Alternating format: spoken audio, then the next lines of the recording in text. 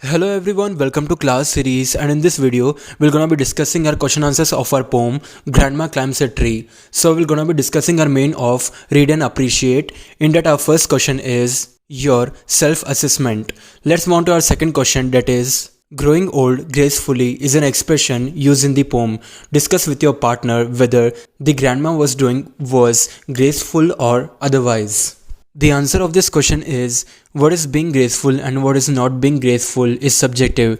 According to the traditional ideas, girls are supposed to be graceful and they are not supposed to climb trees in manly or disgraceful manner. But these ideas needn't be taken as the ultimate truth. Grandma did what her heart prompted her to do, and while doing what she did not hurt anyone. So, we will not be fair in our judgment of her action if we consider it disgraceful.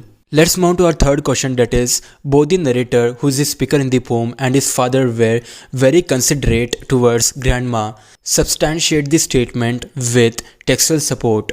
The answer of this question is the narrator admires his grandma and calls her a genius. When she boldly chooses to be disgraceful, he readily supports her. When the doctor advises rest for grandma, he lovingly tucks her up in the bed.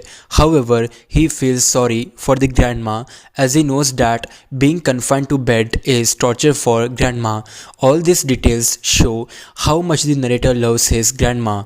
His father too is equally considerate. When grandma demands a house on the treetop, he readily agrees and builds one on the treetop with the help of his son. After the house is built, every day the narrator climbs the tree to give grandma a company over a glass of sherry. Let's move to our next question, that is question number 4, which is your self-assessment. Let's move on to our next main, that is read and appreciate B. In that our first question is have a close look at the rhyme scheme. Write at least 5 pairs of rhyming words. Example, said, bed. The answer of this question is number 1, gift, lift. 2, told, old. 3, agree, tree. 4th, ale, fill. 5th, right, tonight. Let's move on to our second question, that is it was like a brief season. Name the figure of speech used in the sentence. What are the two things compared? Explain. The answer of this question is the figure of speech is used is simile.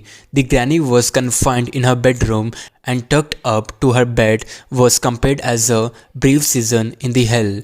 Our third question is for being happier in a tree than in a lift. What is suggested through this line? Exchange your views with your partner.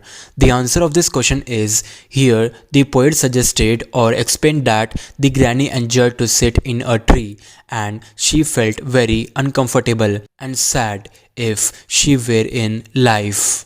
Let's move to our next question, that is question number 4. There was not a tree she hadn't been up is an expression.